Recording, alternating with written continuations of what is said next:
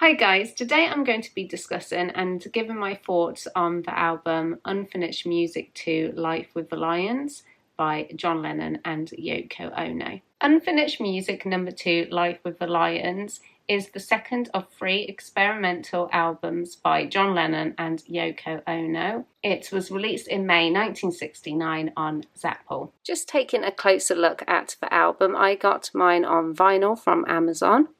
And the front photo was taken by photographer Susan Wood, and it's when Yoko Ono was at Queen Charlotte's Hospital. I don't know why, but I quite like this album cover. And then this back cover here was a news photo of the two of them leaving Marylebone Police Station on the 19th of October 1968 after they were arrested for possession of drugs. And down here we have a no comment quote by George Martin, which I think is quite funny. It's fits in, I think, for the album.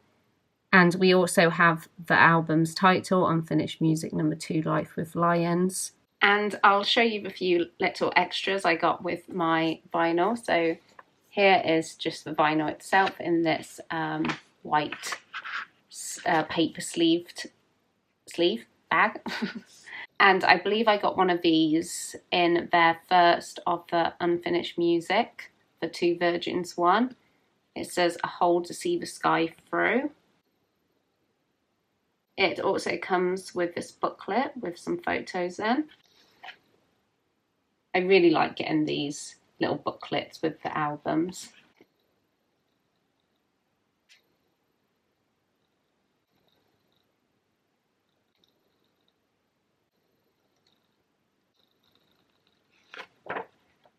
I love these back photos here.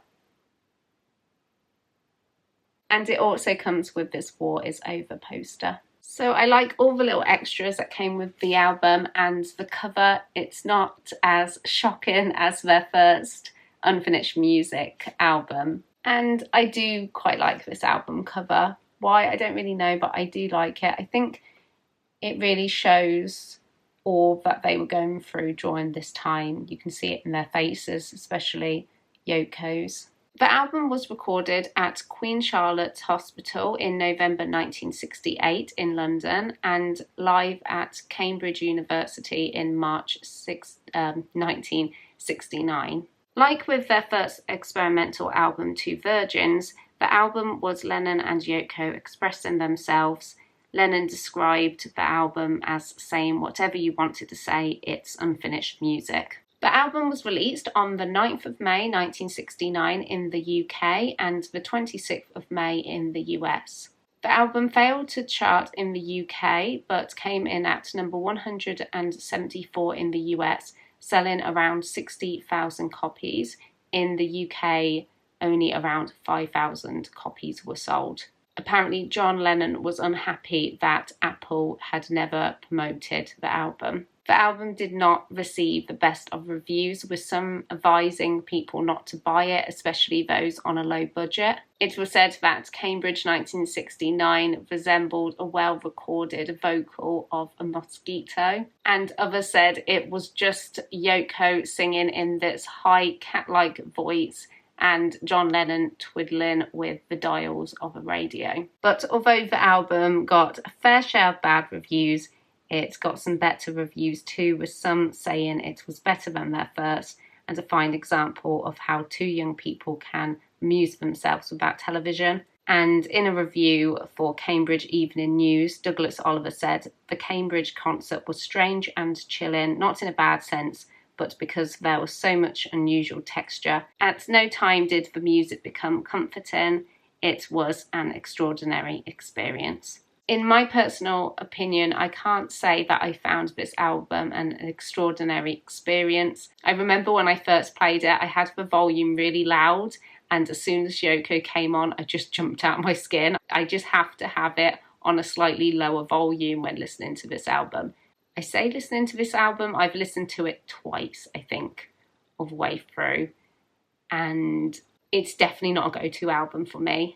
But I will say that I think I do prefer it a bit more from the Two Virgins album. I do find the listening experience slightly better compared to that one, but it's still not to my taste.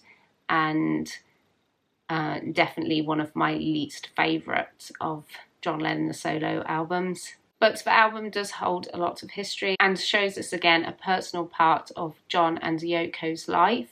So I'm going to go into a little bit of information about each of the tracks from the album. On side 1 of the album, we have Cambridge 1969, which is just over 26 minutes long.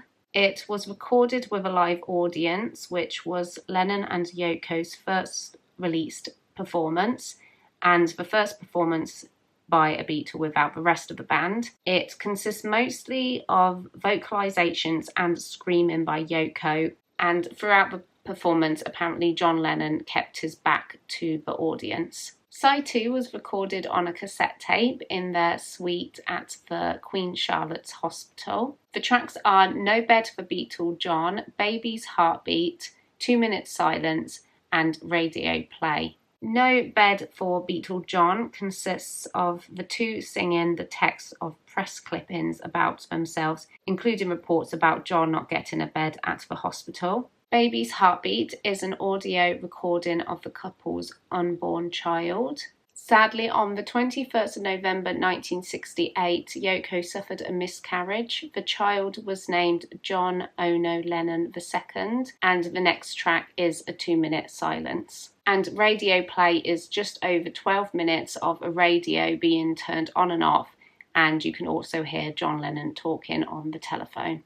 There are also 2 bonus tracks, Song for John, which is a song written by Yoko before she met John, but he was the first to hear the demo, so she named the track after him. And the other bonus track is Mulberry, which is John Lennon on a slide guitar and Yoko repeating the title word for just over 8 minutes. So like I said, the album is not one of my favourites. The times I've listened to it, I had to force myself really to sit all the way through. But saying that, I do prefer it more than their Two Virgins album. I really hope you have enjoyed this video. Please let me know your thoughts to The Life with the Lions, and I will see you in my next video. Bye! So what do I really think of this album as a Beatle fan? No comment. No, I'm joking. I find it